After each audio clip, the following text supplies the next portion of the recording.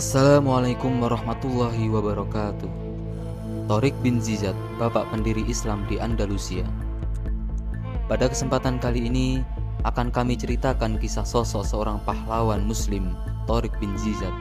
Ia dijuluki seorang penulis Ahmed Abu Sultan sebagai the founding father of Andalusia.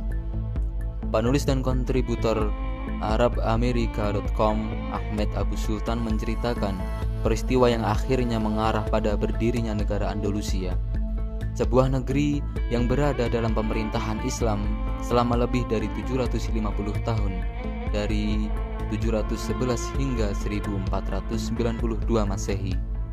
Andalusia di masa Islam mencapai masa kemakmuran, kemajuan, dan kedamaian selama berabad-abad hingga kematiannya pada abad ke-15 Masehi. Adapun penjelasan tentang kepingan-kepingan peristiwa bersejarah tentang negeri Andalusia ini dikutip dari terbitan artikel laman ArabAmerika.com. Marilah kita simak sejarah suatu negeri di semenanjung Iberia, Al-Andalus atau Andalusia. Spanyol telah menjadi negara merdeka dalam waktu yang lama. Budayanya telah berubah ke tingkat di mana para pemukim asli akan tampak asing. Namun, tidak ada era yang mempengaruhi budaya Hispania sebanyak masa futuhat Islam yang dipimpin oleh Thauriq bin Ziyad. Jalan yang diambilnya selamanya mengukir Hispania sebagai tanah yang menarik bagi Muslim dan Eropa. Efek dari ekspedisi futuhat Thauriq bin Ziyad bahkan masih bisa dilihat hingga saat ini. Masa muda Thauriq bin Ziyad adalah seorang komandan daulah Umayyah berkebangsaan Berbers, berbahasa Amazigh. Bangsa Berbers ialah etnis lokal yang tinggal di wilayah Maghribi atau wilayah Afrika Utara. Thauriq tercatat dalam sejarah sebagai tokoh yang memprakarsai futuhat Muslim Umayyah atas Visigoth Hispania antara tahun 711 dan 718 Masehi. Thauriq memimpin pasukan besar dan menyeberangi Selat Gibraltar dari pantai Afrika Utara. Ia mengkonsolidasikan pasukannya di tempat yang sekarang dikenal sebagai Batu Jabal Gibraltar. Nama Gibraltar adalah turunan bahasa Spanyol dari nama Arab Jabal Thauriq, yang berarti Gunung Thauriq, yang dinamai terinspirasi dari namanya. Hasan ibnu al-Nu'man dikirim untuk melanjutkan futuhat Islam di Afrika Utara sampai ke Maroko. Namun, kebijakannya cukup ketat dan dia tidak mentolerir tradisi Berber. Akibatnya dia dibebaskan dari tugasnya. Musa bin Nusayr kemudian dikirim untuk memperbarui serangan terhadap Berber. Tapi dia tidak memaksakan Islam dengan paksa. Sebaliknya, dia menghormati tradisi Berber dan menggunakan diplomasi untuk menaklukkannya. Ini terbukti sangat sukses karena banyak orang Berber masuk Islam dan bahkan menjadi tentaranya sebagai tentara dan perwira, termasuk Thauriq bin Ziyad yang kemudian memimpin ekspedisi futuhat Islam di semenanjung Iberia. Thauriq bin Ziyad. Pada tahun 698 Masehi, Musa bin Nusayr diangkat menjadi gubernur Ifriqiya dan bertanggung jawab menyelesaikan futuhat Islam di Afrika Utara dan Kepulauan Balearic serta Sardinia. Musa bin Nusayr adalah gubernur pertama Ifriqiya yang tidak menjadi bawahan gubernur Mesir. Dia adalah jenderal muslim pertama yang membebaskan wilayah Tangier, Maroko, dan menjadikannya sebagai kota Islam. Pasukan Musa juga membebaskan Souss secara efektif, menguasai seluruh bagian utara Maroko.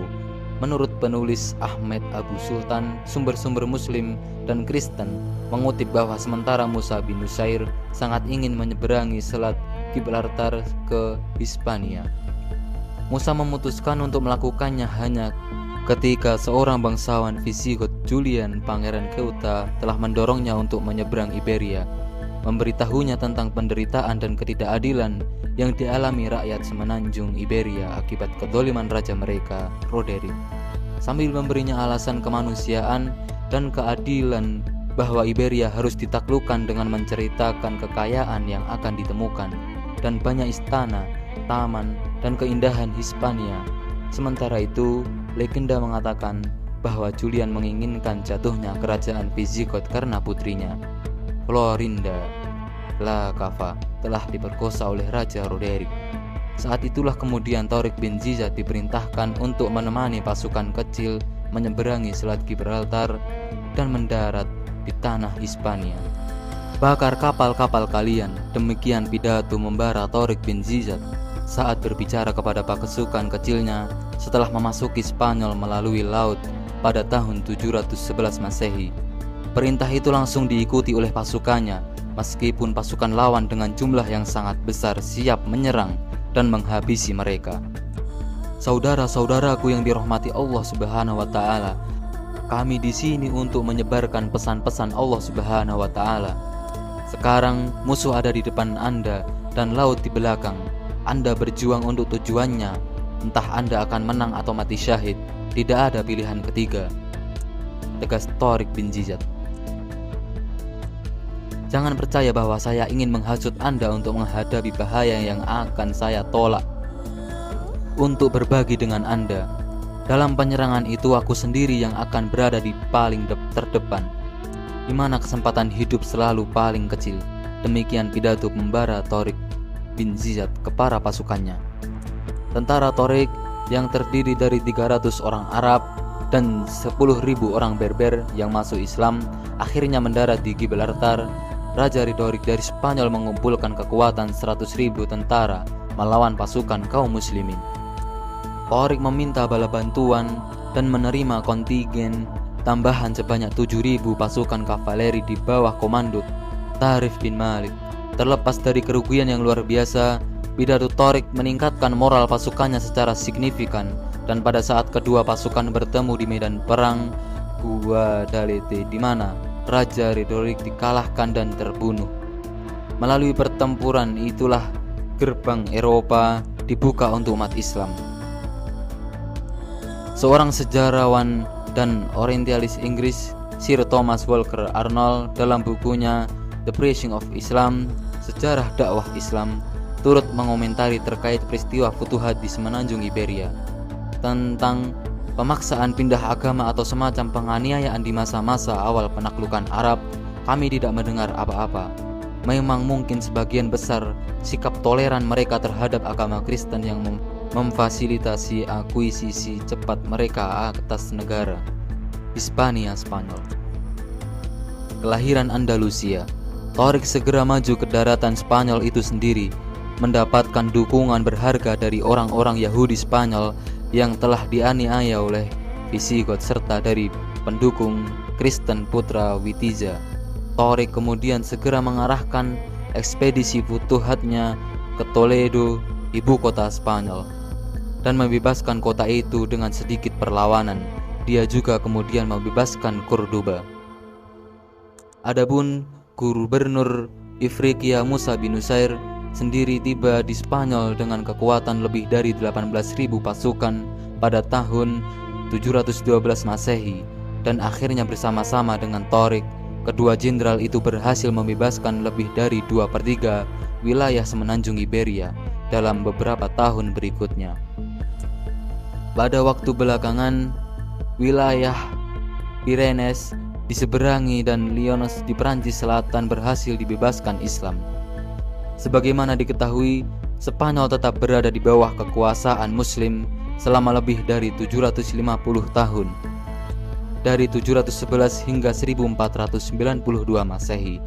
Dalam kecepatan eksekusi dan keberhasilannya yang lengkap, ekspedisi Futuhat Tariq bin Ziyad ke Spanyol memiliki tempat unik dalam sejarah militer abad pertengahan dunia. Berada dalam kekuasaan pemerintahan Muslim merupakan keuntungan besar bagi para rakyat dan penduduk setempat. Tidak ada properti atau perkebunan yang disita. Sebaliknya, umat Islam memperkenalkan sistem perpajakan yang cerdas dan segera membawa kemakmuran ke semenanjung Iberia dan menjadikannya negara model rujukan di barat. Bahkan orang-orang Kristen memiliki hakim mereka sendiri untuk menyelesaikan perselisihan mereka. Semua masyarakat memiliki kesempatan yang sama untuk masuk ke pelayanan publik. Kaum Yahudi dan petani di Spanyol menerima pasukan Muslim dengan tangan terbuka. Perbudakan yang berlaku dihapuskan dan upah yang adil diberlakukan. Pajak dikurangi menjadi 1/5 dari hasil bumi. Siapapun yang menerima Islam dibebaskan dari perbudakannya. Sejumlah besar orang Spanyol memeluk Islam untuk menghindari penindasan tuan mereka. Bahkan minoritas agama, Yahudi dan Kristen menerima perlindungan negara dan diizinkan berpartisipasi melayani dalam tingkat tertinggi pemerintahan. Andalusia pada masa Islam selanjutnya berkembang pesat, kemudian masyhur dengan julukan mercusuar sains dan seni yang bersinar. Beberapa pakar dalam sejarah Islam bahkan memberi mereka gelar The Founding Father of Andalusia, bertahun-tahun sebelum negara itu lahir. Semoga para generasi penerus Muslim dapat senantiasa mengenang keberanian dan keberhasilan yang gemilang dalam ekspedisi Futuhat Islam di Andalusia. Rahimahullah, Tariq bin Ziyad.